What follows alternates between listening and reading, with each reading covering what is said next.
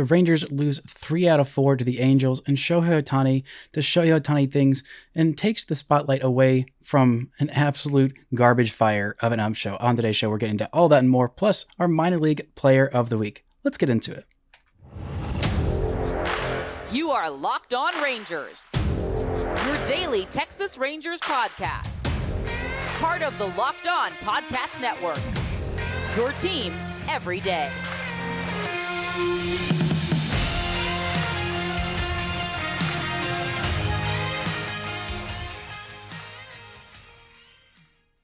You are locked onto the Texas Rangers. I'm Bryce Paddock, a cripplingly addicted Texas Rangers fan since 2010, the founder and host for all 5 seasons of this Locked On Rangers podcast. Today is Friday, June 16th. Your Rangers are 42-26, still alone atop the AL West with a 3.5 game lead over those Astros. Thank you all so much for making Locked On Rangers your first listen every single day. If you're not already, you can follow me on Twitter at Bryce Paddock. You can follow the show at Locked On Rangers. Subscribe on YouTube, where the best way you can help grow the show is to comment nearly any single thing below. Before we get into the wildness that was last night's game and a little bit of a look around the minor league system, today's episode is brought to you by Bird Dogs. Go to birddogs.com/lockedonmlb and they'll throw in a free custom Bird Dogs Yeti style tumbler with every single order. Now, the theme of this show and this episode, especially segment 1, has been the theme for the last 4 days. Go away, Shohei Ohtani. Please go away. Please go away. You are not welcome here anymore until you decide to sign with the Rangers in the offseason and become my absolute favorite player of all time. This was a series of Shohei Ohtani doing Shohei Ohtani things and reminding us, oh yeah, this is the best player in baseball. This is a guy doing unprecedented things, and this is the guy who can single-handedly win a team a series in a spectacular fashion. I mean, he was just unbelievable this series, and so unbelievably frustrating for the Rangers because it feels like they pitched him fairly well. They had pitched him fairly well this season. In general, he hadn't hurt the Rangers. He didn't have an extra base hit against the Rangers heading into the series. I remember the opening broadcast, the opening remarks of this series on the Monday night game from the Bally Sports Southwest telecast was, hey, Shohei Ohtani hasn't done that much damage to the Rangers yet this year. Well, that just felt like an invitation, a challenge of, oh yeah, this best player in baseball, he hasn't done much to our team this year. He'll be fine. The Rangers don't really have to worry about him. Wrong. Absolutely wrong. The wrongest you could possibly be. No offense to Dave and the whole Bally Sports crew, but that just felt like the wrong way to start off this series, and it didn't take Shohei long to imprint his will. This is what he did this series against the Rangers. 7 for 20, 4 home runs, 1 double, 7 walks, 7 RBI, 6 runs scored, a stolen base, a slash line of 350, 500, and 900. Slugged 900 in this 4-game series. Oh, and by the way, he also threw 6 innings of 2 earned runs and just 3 strikeouts, which is kind of low for him, but he still managed to go 6 innings, even though the Rangers got him for 31 pitches in the bottom of the first inning. It didn't matter. It didn't matter because Shohei Ohtani was just going to do amazing things.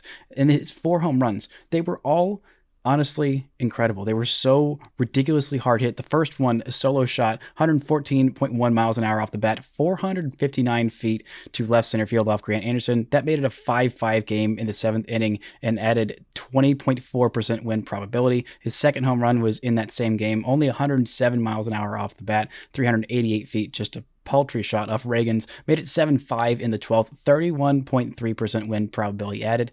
His third home run was in the loss, 116.1 miles an hour off the bat to left center field off of Will Smith, the hardest hit opposite field home run, or opposite field batted ball by a lefty in the majors. Actually, I think maybe lefty off lefty or just lefty in general. It didn't matter because it was absolutely blasted off of Will Smith. Made it a 3-5 game, only 0.7 win probability added. That was in the 9th inning. All these home runs in the 7th inning or later, the 7th, 12th, 9th, and 8th inning, because his last home run was off of Brock Burke, a 2-run shot, 109.4 miles an hour off the bat, 443 feet, made it 5-2 in the 8th inning of the series finale, a 14.9% win probability added. In game 1, he had 41.6% win probability added, and in the final game of the series, 35.4% win probability added. It was basically the Shohei show. He could not be stopped by this Rangers pitching staff, and most of these home runs were on very good pitches. Like, none of them were just hung over the middle of the plate and Shohei just blasted them. These are pitches that were all hit, either to dead left field or left center field. And they were all pitches, I believe, on the inside corner of the plate. And he just turned on them and hit them unbelievably hard to the opposite field, because only Shohei Ohtani can do that. And also, by the way, he pitches and throws 100 miles an hour. It's just stupid. And honestly, I'm thankful that Shohei did his thing like that, because it takes away from the absolute abhorrent show that took place in the Thursday night game. Ramon De Jesus, I'm so glad that everybody paid their money to go see you. That's what we're all here for, just to go see first base umpire Ramon De Jesus. No, everyone was there to see Nathan Eovaldi versus Shohei Ohtani. That's what the Rangers were paying to see. They were paying to see Corey Seager and Marcus Semien in this game and doing amazing things as the $500 million middle infield that is looking like a gamble more and more every single day. But there was a triple ejection in this one after the 7th inning in a key situation where Marcus Semien got rung up when I don't think he should have. The most egregious call in that, maybe he checked his swing, maybe he didn't. There was a runner on third base. The Rangers were down 3-2.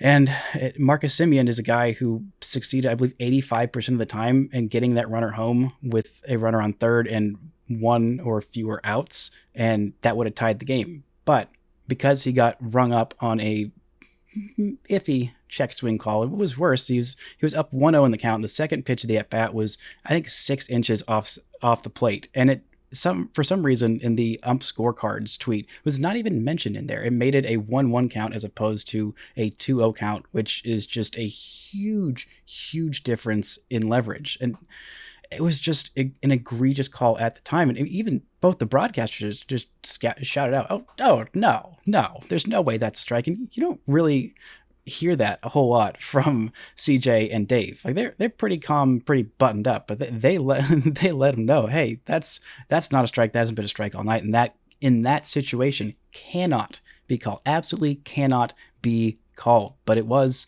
And Marcus Semien was rung up, and he went to calmly talk to Ramon De Jesus after that inning when he was going back into the field, say, hey, this is a close game. The game's on the line. We all got to be at our best. And I really don't think that I swung at that. And I don't think that that's a call that you can make. And then he threw him out. This is only the second time Marcus Semien has been ejected in his major league career. The last time came in 2019 as a member of the A's.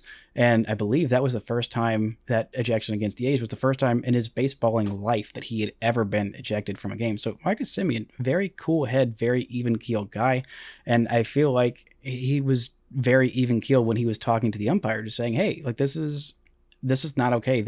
You made the wrong call, and I would appreciate it if you would just own up to it. And he was completely unfazed. If you go back and look at the video, his face did not move an inch when he was thrown out of the game. No reaction whatsoever. And Ramon De Jesus was just fired up. Just get out of here. And then, Mike Maddux was coming in there, running in probably a little bit too late to try and save Marcus Semien from the ejection. And he got about maybe 3 seconds. I don't know what Mike Maddux said. He must have dropped an F-bomb in there. Ramon De Jesus was just like, yeah, no, this is, I'm going to throw out everybody who has anything to say about this call, because I am in charge here. And so I am going to get away with it and have absolutely no disciplinary repercussions. And, Bruce Bochy was out there quickly after, about as fast as Bochy can get out there to the mound. Not super fast in his older age, but he was hustling out there, and Bochy got thrown out as well. But Bochy really got his money's worth in his words in there, and I really appreciate Bochy doing that. Coming up, we're going to get into why it matters so much that Bochy got thrown out in this one, why it was the right move for him, and a little bit more frustration venting about these umpires, and a lot more to talk about. But first, this episode is brought to you by Bird Dogs. Bird Dogs are the most comfortable shorts you will ever wear. I promise you will not want to take them off. They are made of this stretchy khaki shorts. They are designed to fit slim and in the thigh and the leg and give you a truly sculpted look. Bird dog shorts do the exact same thing as Lululemon, but they fit way better. They fit better than regular shorts that are made of stiff restricting cotton. Bird dogs fix the issue by inventing cloud knit fabric that looks just like khaki but stretches and gives you a way slimmer fit without having to sacrifice movement. Bird dogs uses anti-stink sweat wicking fabric that keeps you cool all day long.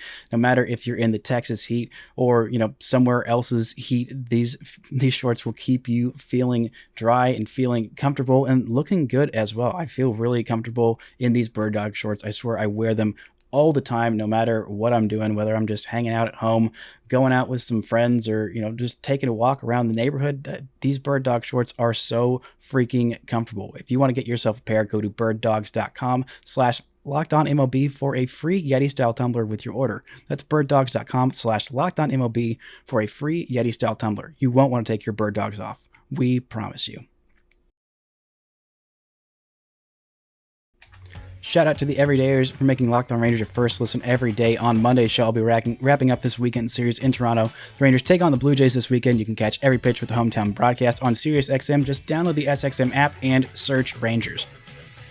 Now, this was a frustrating game for the Rangers, a frustrating series, a frustrating week for Texas. They lost 2 out of 3 in Tampa Bay, which, again, happens to literally everybody. I believe the Rays have 7 home losses this year, and the Rangers handed them one of them on the hands of Nathan Eovaldi, who was also, by the way, exceptional in this. But this was just a frustrating week, and Bochy was talking on the radio this week about how he wants to, keep a level, steady presence and not get too high and not get too low. And when you're a team that's been riding as high as the Rangers have and getting, the bad news of the Jacob deGrom surgery and, John Gray, who thankfully is not going to miss his start. He's going to be pitching on Sunday against the Blue Jays. He is not going to have to go on the IL, but the Rangers still haven't made a move with Cole Reagan, so maybe he's going to stay in the rotation. They're going to have a 6-man rotation. I think that's definitely at least a consideration for what the Rangers might do. Maybe we'll see Cody Bradford. Not in Reagan's. Reagan's we'll get to in just a second what he did in his first outing of AAA this season. But yeah, Bruce Bochy wants to keep that level head. He's been in so many seasons. So in his big league career, he knows when it's time to panic and when it's not time to panic. And right now it's just not quite time to panic just yet, but it is time to get his team fired up. And that's what a manager getting tossed does. This is the second time that he has been tossed in his Rangers tenure. The first time was in the one loss the Rangers have to the Astros this year. That was a game where John Gray exited early after that liner. We all thought that he might have broken his arm. Turns out that wasn't the case, and thankfully he was just fine. The Rangers came back and won the next day and won the series in Houston, a huge one, their first one since 2019. That really fired up the Rangers for the rest of that series and kind of kickstarted a really good run for them. And this was another time where Bruce Bochy was saying, hey, I have you guys' backs. It is time to get fired up. Yeah, we're all kind of pissed off, and yeah, this is frustrating, but he really let Ramon De Jesus have it. And De Jesus did not learn his lesson. Usually after a team gets their manager ejected, you kind of get a little bit more favorable calls. Like, okay, yeah, I might have goofed up on that one, but I'll give you a makeup call every once in a while. And that didn't happen. It really just did not happen. Especially you saw it literally in the bottom of the 9th inning. The bases were loaded after some really huge at-bats by the Rangers, including an 8-pitch pinch hit walk by Josh Young. Young had a couple of missed opportunities. I believe it was in Wednesday's game where he had an opportunity to drive in the tying or go-ahead run with runners in scoring position, and he struck out and expanded the zone after he got ahead in the count, which was frustrating. He was getting a rare day off in this one because the Rangers are in the midst of a stretch of 30 games in 31 days, and Bochy wanted to give everybody a little bit of rest and give Josh Smith some playing time because it had been a while since he had done that. But Young comes in to pinch hit for Josh Smith, works an 8-pitch walk, and the bases are loaded with no outs. And up comes, well, it would be Marcus Semien if he wasn't ejected in this one, in a crucial part of the game with the Rangers down 3 runs in the bottom of the 9th inning with nobody out. And, one of your best players up to bat. But no, it's Ezekiel Duran, which, no offense to Ezekiel Duran, but he is not Marcus Semien. It is a great testament to the Rangers that they are able to get an Ezekiel Duran to come in and pinch hit a guy with an 838 OPS hitting 293 to come in and pitch hit for your best player who got ejected in this one. That's a pretty nice testament to the Rangers, but it would have been better if Marcus Semien was there and he would have gotten to have his revenge, especially if we could have seen a walk-off. If we could have seen a walk-off grand slam by Marcus Semien after all of that show nonsense, if he didn't get tossed, that would have been absolutely incredible. But that wasn't what happened.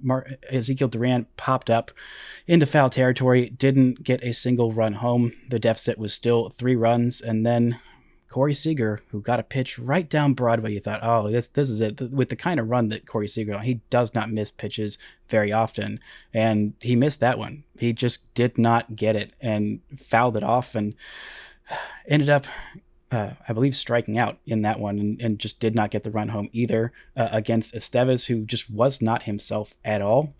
Just really frustrating. It was against Webb, who was not expecting to come to this game. We saw in the bullpen he was kind of having a little bit of a hissy fit that he was not expected to come into this game. But when your closer walks the bases loaded in a 3-run game and does not retire a single player, you got to get somebody in there. And here you come to face Corey Seager and Ezekiel Duran, and they didn't get the job done. And it was just a really frustrating moment for the Rangers. And it's really frustrating because there's going to be absolutely no repercussions for Ramon De Jesus. There's going to be nothing at all. And maybe Marcus Semien will get hit with some kind of, some kind of suspension. I don't think so. I don't think it wasn't egregious enough to warrant a suspension, but you always kind of worry about that every time that a player is ejected. I don't think that's going to happen, but it's just something that I'm a little bit worried about with Marcus Semien, who wants to play all 162 games every year. And if he's ejected or if he's suspended for one, then he can only get to 162 or 161. And that would not be great. But I just really wish that at some point, any umpire, any, official, any kind of referee could face some kind of repercussions for making huge, egregious mistakes. And the only time that I feel like I've ever seen any umpire really face, it wasn't even consequences. It was just finally opening up to a mistake. The first base umpire, I can't remember who it was, in the Armando Galarraga should have been perfect game that botched the call. That's the only time where I've ever really seen an umpire fully take blame for a mistake that they did. It's just take some blame. Sometimes you make mistakes and it's okay. Just own up and admit those mistakes, and then we can move on from there and be better. But it never happens with referees or umpires of any kind. And I think that's the most frustrating part, is that they can make the most blatant mistakes, throw guys out because they're rightly objecting, and there's just nothing that you can do. And that's the part that really pisses me off the most. But that's neither here nor there, and I do want to give credit to Nathan Eovaldi, who bounced back for a really, really nice game in this one. Just 2 walks, 9 strikeouts. I believe he had 17 swings and misses. A really, really good performance from him in going 7 innings, where the Rangers only had to use 2 innings of their bullpen.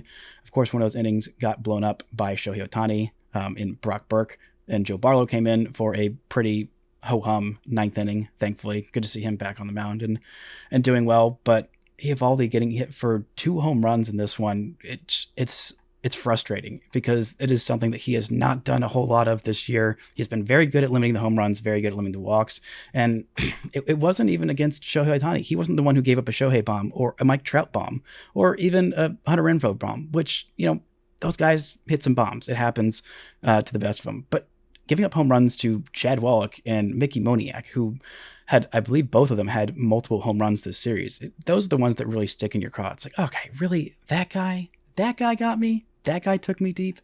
And it was really frustrating. And I believe both of them, they were both solo shots, but still just a frustrating way to give up 3 runs. And if it was just 2 runs, then maybe the Rangers would have taken this one home and split the series, but that's not the way the cookie crumbles. But good on Nathan Eovaldi for at least going 7 innings and keeping the Rangers in this one. The Rangers couldn't quite get it there across the finish line, but still happens to the best of them. And I am willing to move on and forget the series in a second. I'm going to talk about why, and then we're going to look at the minor league player of the week and some other news and notes from around the farm system. But first, this episode is brought to you by FanDuel. FanDuel is the best way to bet on all of your favorite sports. So make your way to FanDuel right now, because new customers get a no-sweat first bet up to $2,500. That's $2,500. back in bonus bets if your first bet doesn't win. If you're wanting to make some bets on Shohei Ohtani going deep in his next game, then, well, it's probably a good bet. If you wanted to bet on Corey Seager going off against the Blue Jays this weekend, or the Rangers, rattling off a win streak after this frustrating series loss, then you can probably go ahead and do that. Or if you want to bet on the Rangers, taking the division, the AL West, I bet they've still got pretty decent odds. They probably went down just a little bit after this midweek series, but you can go and check out those at those odds on FanDuel. There's no better place to bet on all the action than America's #1 sportsbook. Visit FanDuel.com/lockedon to get a no sweat first bet up to $2,500. That's FanDuel.com/lockedon. FanDuel, official sports betting partner of the NBA. Shout out to the everydayers for making Locked On Rangers your first listen every single day. Like I said on Monday, I'll be recapping this weekend series against the Jays. You can catch every pitch with the hometown broadcast this weekend on the SiriusXM. Just download the SXM app and search Rangers. Now, this is a frustrating series loss, but the reason that I am willing to flush it and move on is that that's what you have to do. The Rangers are still in a great place. Shohei Ohtani went God mode. You got some bad breaks. You got some bad umpiring. You lost 3 out of 4, but still, you only dropped 1.5 games in the division lead because the Astros lost 2 out of 3 to the Nationals, including giving up 3 runs in the top of the 10th inning in the Thursday night game. They tied the game in the bottom of the 9th inning down to 1 strike, and then they gave up a crap ton of runs on some hit by pitches, some walks, and just some uncharacteristic bad plays. So the Rangers are still in a decent place. They still have an MLB best plus 143 run differential. They're fine. They'll be fine. It was frustrating, but this team is still really good, and you've got to trust them to stay really good. Some minor league news and notes, something that I just realized today. The manager of the Rangers Arizona Complex League is Wheeler Rodriguez. You may not remember Wheeler Rodriguez. If you were a diehard and a huge minor league head, then you will probably remember Wheeler. Wheeler was a guy who made his major league debut with the Rangers at, I believe, age 33. He had been in the minors for like 12 years and finally got his called up back a few years ago. Maybe it was 2015 or 16, but he eventually got his hit, I believe, in his 3rd game. Just a really heartwarming moment for a guy who had poured his heart and soul into baseball. Absolutely beloved around all of baseball. Just a real great guy, and one who everyone knew was going to be a future manager. Good to see him getting his shot this year. He might have actually managed last year as well, but just a fun little fact. For my minor league player of the week, I had a tough decision to make, but I ended up going with Danyer Cueva as the minor league player of the week. He hit .391 with an on base of .462, slugged .739 with 2 home runs and a triple this week for the Down East Wood Ducks. A really, really great week for him.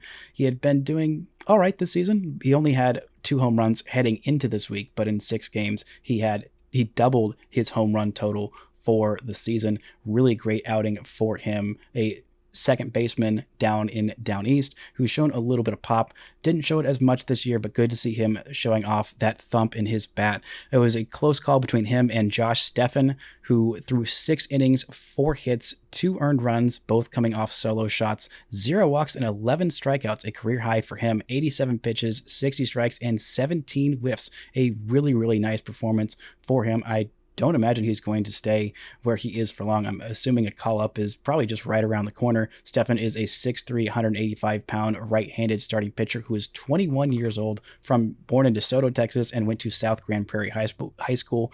Definitely a guy who's going to be rising pretty high on my mid-season list. I've liked what I've seen from him this year. Overall, he has been very, very consistent for the Rangers, a 2.06 ERA, 10 games, 9 of them starts, 52 and a third innings, 59 strikeouts to just 8 walks. Really great stuff from him, and I'd imagine we'll see him in Double-A at some point in the second half of this season. Another guy who I have completely overlooked and definitely deserves some love is Davis Wenzel, a guy who is a former first-round pick in the supplemental round, same as Josh Young. I was confused by the pick at the time because both of these guys were very similar players. Wenzel was a little bit better with the glove. He is kind of a utility guy. Both of them were guys who had really high batting average, really high IQ at the plate, really good plate discipline, approach, walked at a pretty decent rate, but it looked like Josh Jung is definitely going to have a lot more power. He's going to play more third base and has a higher ceiling on him than Wenzel. Wenzel has been fine. He is a super utility guy, and he had not hit for a lot of pop in his minor league career until the last 28 days. He has gone on a freaking tear, absolutely nuts with the power. He had 4 home runs on the season heading into the last 28 days. And in the last 28 days, he's played 21 games, 97 plate appearances, 5 doubles, 10 home runs, 15 walks to 24 strikeouts. During that stretch, he's hitting .317 with an on-base of .423 and slugging .760. That is an 1182 OPS. I have been missing this guy's resurgence, or just surgence. This is the best minor league ball he has ever played. And with this kind of play, he could be a legitimate trade chip for the Rangers. He plays legitimate defense all around the diamond. I think he plays a little bit of outfield as well. And if he's hitting for this kind of pop with this kind of plate discipline, this is a guy who other teams will be asking about and will want. So far on the season, he's played 58 games. He's got 14 homers on the year, hitting .250 with an on-base of .367 and slugging at .530 and .897 OPS for him. 14 doubles as well. Really solid stuff for him. I'm excited for him. The Baylor kid, who I believe is also, he's from Irvine, California. I thought he was also a Texas native. No, but he is a Baylor kid, drafted out of Baylor, 41st overall in 2019. Good for Davis Wenzel, getting some pop in his bat. Definitely deserves some love, and could be a really interesting trade chip for the Rangers this offseason, or this midseason, I should say. Cole Reagans had his first outing in AAA of the season. 1.2 innings pitched, 0 runs, 1 hit, 2 walks, 3 strikeouts. Looked pretty solid in his work there. Also, Glenn Otto, a decent outing, not the best for him in his debut for Round Rock this year. The fastball, according to Scott Lucas, was 92 to 94, low to mid 90s or low to mid 80s sweeper and curveball. He was done after 2 innings, 7 sliders, generated 4 swings and misses, but one of them had him mumbling through a fish taco, and it became a souvenir. So not the taco, the baseball. So that one got pretty lit up, but he fanned 4 of 11 batters. Decent outing for Glenn Otto, hoping that fastball ticks up a little bit. Again, I'm not super sold on him as a starter. I really want to see him as a multi-inning reliever. But whatever the Rangers decide, I will hold my tongue, because they have gotten a couple of things very, very right so far that I was not right on, especially Josh Sborz. They got the one real right when I did not. But looking at some of the lower levels that are in effect now, Anthony Gutierrez is in the Arizona Complex League. In 5 games there, he has been crushing it. 2 triples, hitting .375 and on base of .412 and slugging .625 in 5 games, like I said there. Also, another guy that is worth mentioning in that level is Baker Barrazo, who has a 1341 OPS in 4 games, a home run, 2 doubles, hitting .429 and slugging, or an on base of .556. Some interesting numbers there so far. Now down on to the even lower levels in the Dominican Summer League. There is a few prospects that I am keeping an eye on, but mostly Sebastian Walcott. In 7 games so far, Walcott was the Rangers' most expensive international signing last year. He is 17 years old. He is a shortstop, and I believe, no, not a switch hitter, just a right-handed hitter. But he is 17 years old, hitting in 7 games so far this year. He is hitting just .192, but an on base of .364 and slugging .385. Decent number for him: 6 walks to 6 strikeouts, and 3 stolen bases without being caught stealing. 3 doubles and 1 triple in 33 plate appearances. Decent start to the season for him. Someone who I will be keeping an eye on for sure, as there's always some interesting guys in the lower end of this system. Also hoping that we can see a little bit of Anthony Gutierrez do well enough in the Arizona Complex League to get back to full season ball and start to absolutely rake at that level as well. That's going to do it for today's show.